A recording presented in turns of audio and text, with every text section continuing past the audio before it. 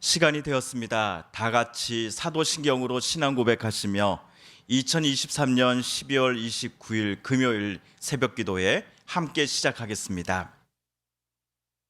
나는 전능하신 아버지 하나님 천지의 창조주를 믿습니다. 나는 그의 유일하신 아들 우리 주 예수 그리스도를 믿습니다. 그는 성령으로 잉태되어 동정녀 마리아에게서 나시고 본디오 빌라도에게 고난을 받아 십자가에 못 박혀 죽으시고 장사된 지 사흘 만에 죽은 자 가운데서 다시 살아나셨으며 하늘에 오르시어 전능하신 아버지 하나님 우편에 앉아 계시다가 거기로부터 살아있는 자와 죽은 자를 심판하러 오십니다. 나는 성령을 믿으며 거룩한 공교회와 성도의 교제와 죄를 용서받는 것과 몸의 부활과 영생을 믿습니다. 아멘. 성탄절 후 첫 번째 금요일 새벽 말씀, 오늘 함께 읽을 하나님의 말씀은 신약의 말씀 마태복음 제12장 46에서 50절까지의 말씀입니다. 신약 제20쪽경에 있는 마태복음 제12장 46에서 50절까지의 말씀 오늘 함께 읽고 묵상합니다. 예수께서 무리에게 말씀하실 때에 그의 어머니와 동생들이 예수께 말하려고 밖에 섰더니 한 사람이 예수께 여짜오되 보소서 당신의 어머니와 동생들이 당신께 말하려고 밖에 서 있나이다 하니 말하던 사람에게 대답하여 이르시되 누가 내 어머니이며 내 동생들이냐 하시고 손을 내밀어 제자들을 가리켜 이르시되 나의 어머니와 나의 동생들을 보라. 누구든지 하늘에 계신 내 아버지의 뜻대로 하는 자가 내 형제요 자매요 어머니이니라 하시더라. 아멘.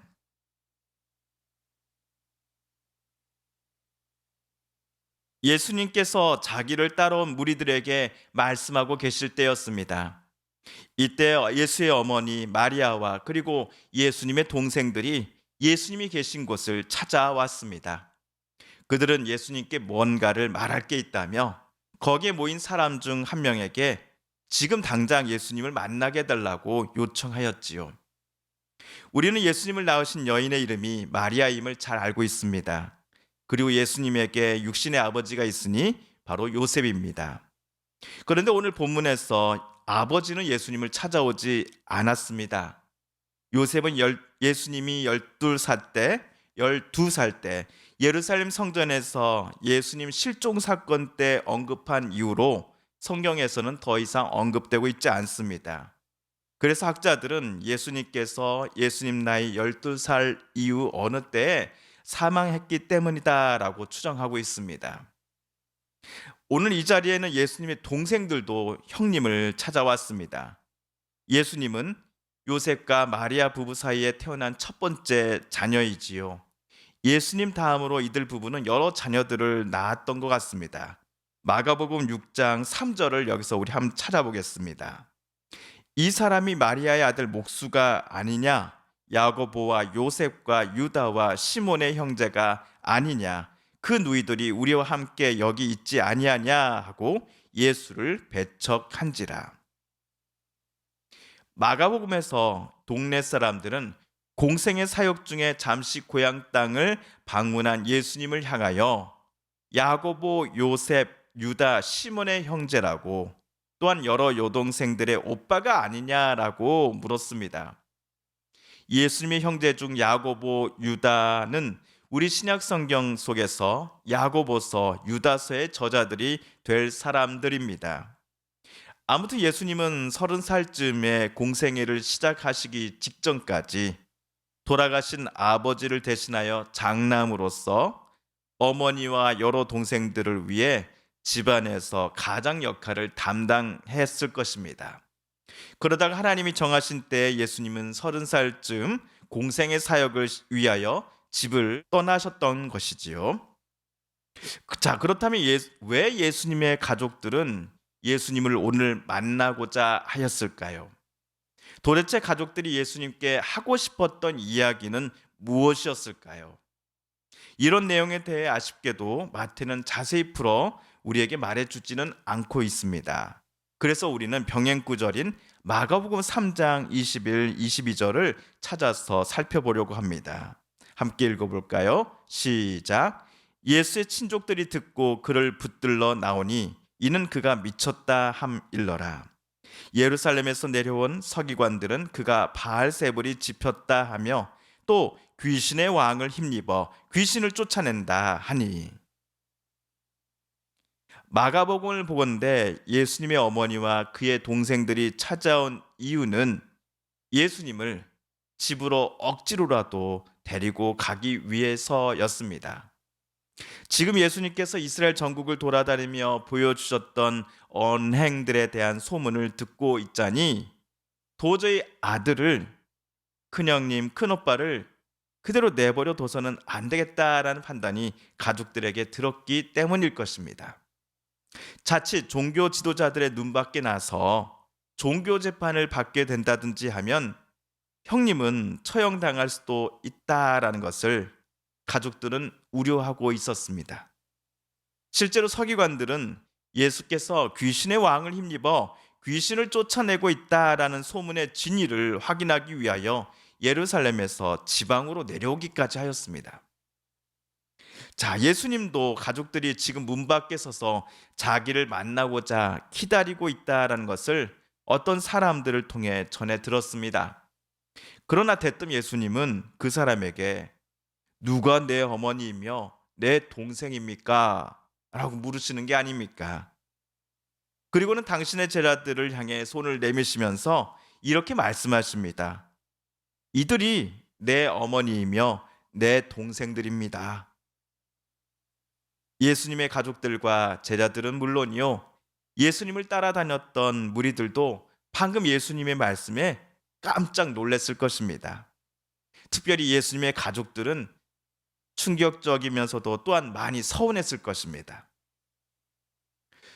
유교적 사고가 아직은 지배적인 우리 한국인들이 볼 때에 방금 예수님의 말씀은 선을 많이 넘는 발언으로 간주되곤 하였습니다.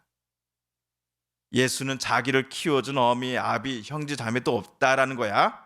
내가 이래서 예수라는 서양 사람을 믿지 않는 거야 라는 말을 여러분은 누군가로부터 들어보신 적 없으셨습니까? 하지만 예수님께서는 50절의 말씀을 덧붙이셨죠.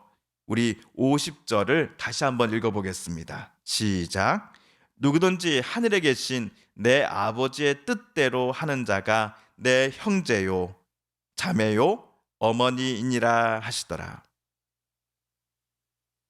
어떤 이들이 비판하듯이 예수께서 가족 관계를 아무런 쓸데없다라는 취지로 오늘 말씀을 하신 게 결코 아니었다는 것입니다. 십자가에 달리실 때에도 예수님은 어머니 마리아를 극진히 생각하셨음을 우리는 잘 압니다.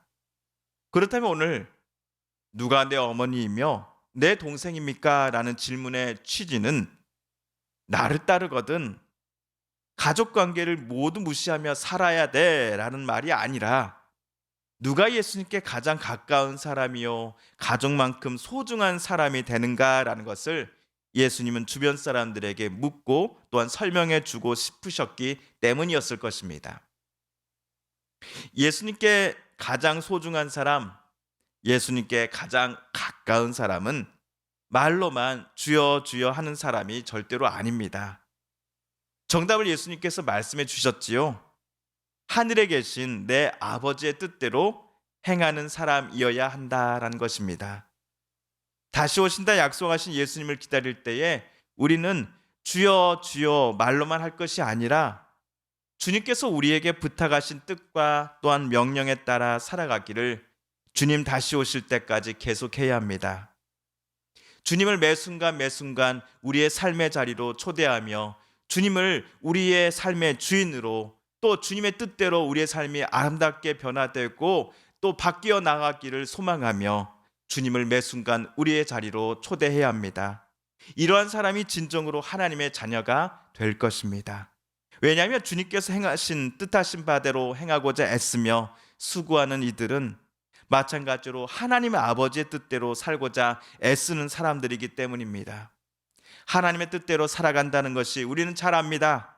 첫째는 하나님을 온 마음 다해 사랑하는 것이요, 둘째는 내 이웃을 내 몸처럼 사랑하는 것입니다. 자, 우리도 예수님께서 우리에게 주신 이 두 가지 계명을 기쁨으로 행하며 다시 오실 주님을 기다려야 하겠습니다. 사랑하는 성도 여러분, 오늘 금요일을 끝으로 대강절 새벽 말씀 묵상을 모두 마치겠습니다. 다음 주부터는 신명기 말씀 묵상을 재개하도록 하겠습니다. 지난 한 달 동안 대강절 말씀 묵상 여정에 함께해 주신 우리 성도님들께 감사드립니다. 주님께서 가르쳐 주신 기도를 드리며 성탄절 후 첫 번째 금요일 아침 말씀 묵상을 모두 마치겠습니다.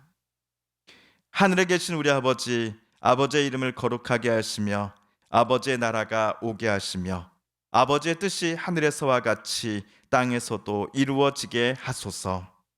오늘 우리에게 일용할 양식을 주시고 우리가 우리에게 잘못한 사람을 용서하여 준 것 같이 우리 죄를 용서하여 주시고 우리를 시험에 빠지지 않게 하시고 악에서 구하소서. 나라와 권능과 영광이 영원히 아버지의 것입니다. 아멘. 사랑하는 성도 여러분, 성삼위 하나님께서 오늘 말씀 묵상 중에 저와 여러분에게 들려주신 하나님의 음성, 또 하나님의 뜻을 다시금 떠올려 보고 싶습니다. 오늘 말씀 묵상 중에 우리가 깨닫고 또한 다짐한 바대로 저와 여러분 그렇게 살아가게 해달라고 이 시간 하나님 앞에 기도드리길 원합니다. 우리가 가지고 나온 간절한 기도 제목 하나님께 아뢰며 하나님의 은혜의 보좌 앞으로 우리 더 가까이 나아가겠습니다. 함께 개인 기도 시간 갖습니다.